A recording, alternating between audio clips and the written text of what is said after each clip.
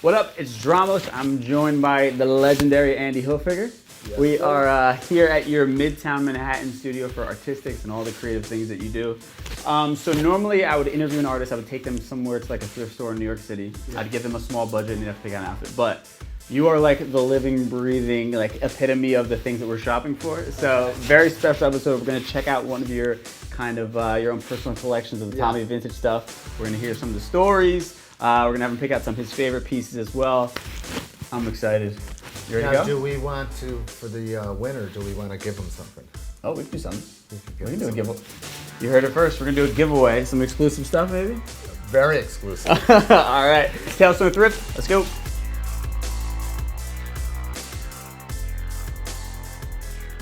All right, so I think a good starting place, we have to obviously just talk about the fusion of music and fashion. Right. And I think a lot of people obviously know your brother. I mean, that's the sexy name when it comes to the brand. But you are, I think, such a visionary behind the brand that not a lot of people know. So take me behind kind of the scenes of your beginning involvement with the Tommy brand and then kind of, convincing that whole team that these hip hop guys that are doing things, kind of not commercial at the time are the people that can help bring the brand to the next level. Well, music and fashion has always been our thing. Tommy had boutiques called People's Place with a couple friends upstate New York. Right. And I had a band, and my brother Billy Tommy started our bands and would dress us in all his clothes, and then he'd book us for, kind of like the Jackson 5. Billy and I and Tommy would book us. Yeah. And he's almost your manager at the time. Yeah, and then Tommy came to New York City. The stores closed to freelance design.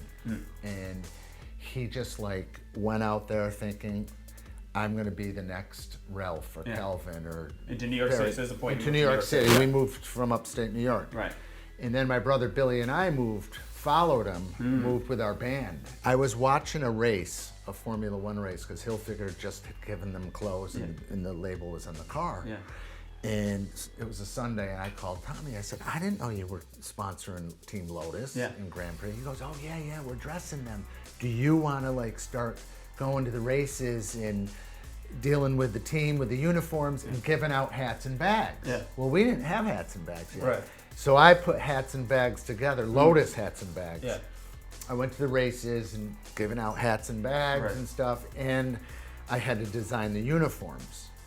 I didn't really know how to design the uniforms, but I know what we wanted. Right. So Tommy said, go to Hong Kong and design the line. I said, well, do it. He said, I'll be over there in a couple of weeks. Yeah. We'll look at everything together, but go start the process. Yeah. Go to the Hilfiger office over there that deals with the factories. Yeah. And they were like, do you like this color? Do you like this color? What zippers? So I put it together. Yeah. Then Tommy met me over there. Made all these changes, and we had this hot line, Team Lotus. So we're going back from Hong Kong. We flew through LA, Hong Kong, LA, and we took the red eye from LA. Yeah. We landed at JFK at 6 in the morning. We're waiting for the Lotus line in our bags and stuff, and I see these guys.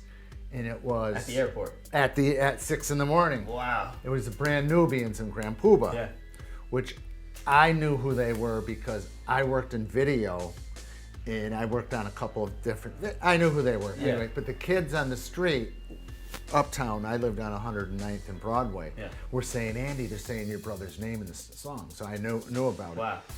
At the airport that morning, I said, Tommy, that's who's rapping about you. That's who's singing, Yeah. He's like, let's go say hi, So we went over there and invited them to the showroom. They came up and we outfitted everybody in the crew, and we were doing that with them for a long time.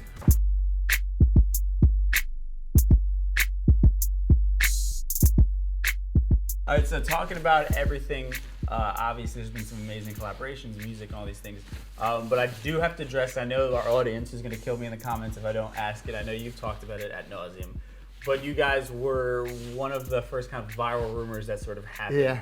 I don't want to, paraphrase too much. You can kind of tell me what happened from your side of things and what the real everybody story kept telling us, hey, there's a rumor about you in the internet, which the internet was a brand new thing. Right. We were like, what are you talking about? Yeah. And the rumor was that Tommy went on Oprah and said he didn't want black people wearing his clothes. Well, he never went on Oprah. And obviously he never said that. Right. But that rumor really hurt, really personally hurt Tommy a lot because we're the total opposite. Right. We grew up in upstate New York, and Tommy had a first store called the People's Place. It was for people. Yeah. And here's the first ad.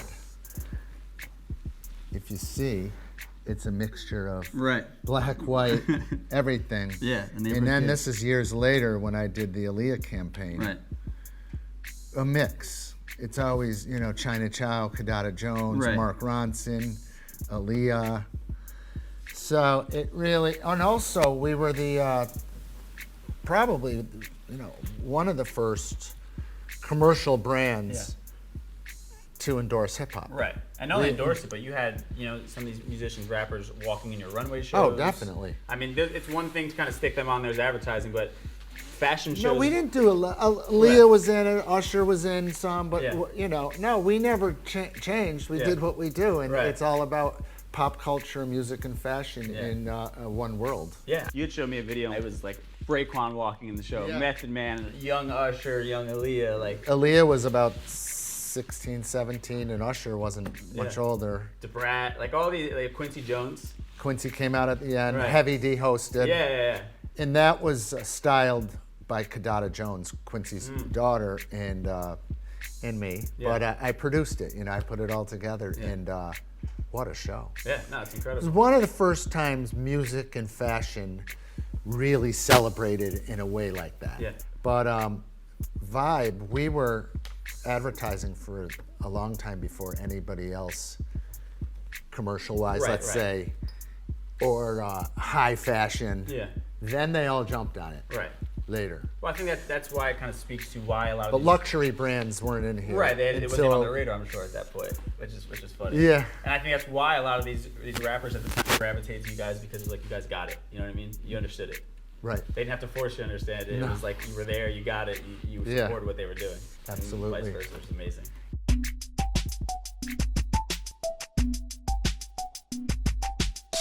So, what I think I always found interesting and didn't realize what it was? Tommy was a lifestyle brand before that was even a term. Yeah. Because you're talking about collaborating with car things that are outside of the immediate interest. Tommy's thing is each season there's a theme. Yeah. Sail Gear's one theme. Lotus was a theme. Yeah. Outdoors was a theme. Alpine Gear was a theme. Yeah. So each month, motorcycle was a theme. Right. Each month he had, actually each season, but eventually each month he had, it was like dropping records. Right. Different singles. Yeah. Yeah, and then people would collect the shirt that goes with this, the hat that goes with this. Even behind you, the snowboard over here. That stuff, Supreme does stuff like that now, but I think people don't realize that this is being done in the 90s. And we were sponsoring these kids. Yeah. Sponsoring by giving them clothes and making them boards, and It's incredible. And one thing I have to talk about right here is Snoop Double. Yeah, this is probably one of the more iconic pieces that you guys have ever produced, just because of the story. So tell us about it, because obviously Snoop Dogg is a huge reason why you got a lot of notoriety at one point. My brothers and I, Michael H., Tommy H., and me, we went to an after party at the Grammys. Okay.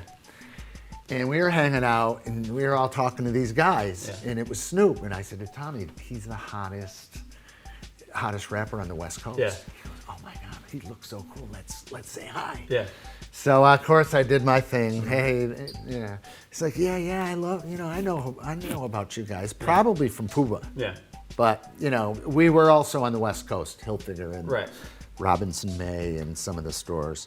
And again, we invited him to the showroom. Yeah. But at this time, a lot of people were calling, and stylists, like, I'm doing this video. Yeah. Or, I thought, I don't know, maybe it's probably not going to happen. The next morning when I came in to work, my light was flashing.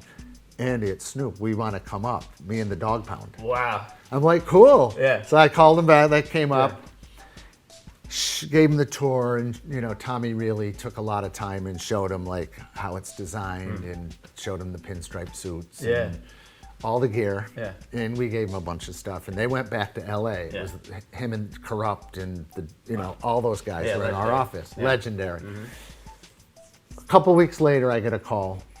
Andy, it's Snoop. I'm in town. I need more gear. I'm like, cool. Can you come up? He goes, no, I'm rehearsing at Saturday Night Live, but can you meet me at my Hotel Maclo? Yeah.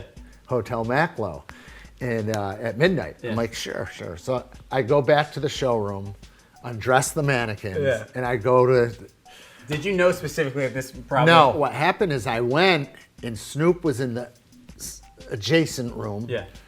And all his guys, the pound, were like, where's our gear? I'm like, here. And then I went back and came back with some of this. And when I was leaving, Snoop's like, I'm going to wear this stuff tomorrow night. I'm like, cool, man.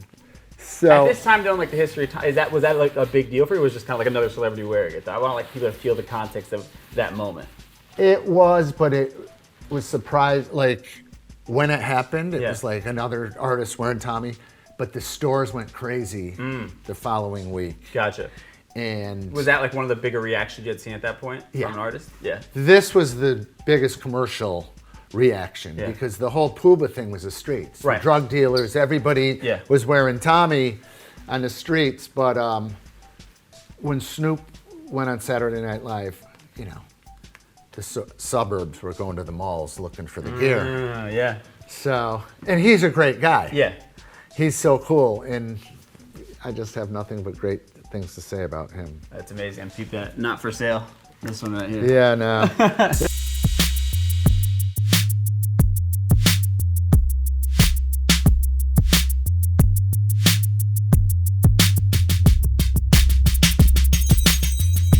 All right, so I mean, obviously, you know, through the years, we're talking all the old school stuff, but it doesn't stop there for you. You're still creating, you're still doing new stuff. So kind of show me what some of the new stuff you're working on right now.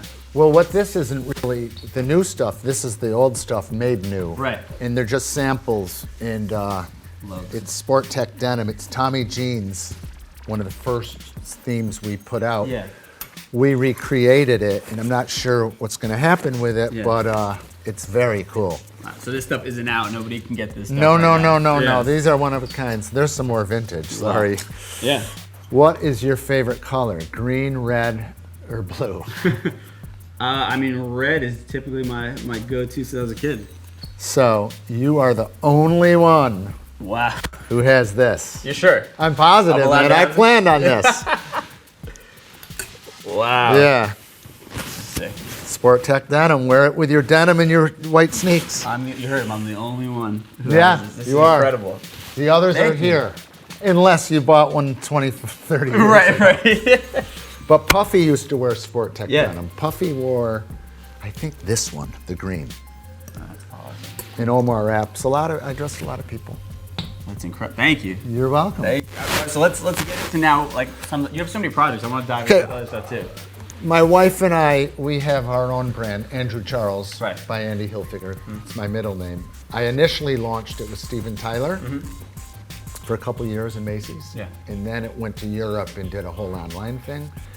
Now I'm relaunching again, really more on the DNA of the brand, which is rock and roll Right. and fashion. Absolutely. So Wow. that's cool. rock and roll. Yeah, no, that's awesome. That's big. And then artistics, obviously. Artistics, I'm the creative director of Artistics. Yeah. Greg Policini is the owner and the artist. So what we do is we take his artwork and put it into fashion, whether it's using the color themes or we use the prints. So this is spring 2020. This was spring 19, and we used the artwork. And then we have pants that go with it. So Right, his paintings and then just. this is his paintings. Wow. That's But cool. the quality is unbelievable. Yeah. And this is online, also in stores around the country. So the last thing I want to have you do. So normally I would have a challenge. I'd have an artist. I'd give them like $40. We're at a thrift store. You pick out an apple for $40. Right? Yeah. For you though, I want you to kind of go through some of these vintage pieces. I want you to pick out what you would say would be your quintessential Tommy Hilfiger outfit. Like if somebody came, they didn't know anything about it. Maybe the history of Tommy is gone. Yeah. What would be the one outfit that you could kind of style right here that you think is what represents the brand? Oh, that's pretty easy because, I mean, this represents Tommy jeans. Yeah. This is straight 90s Tommy jeans. But what represents the brand is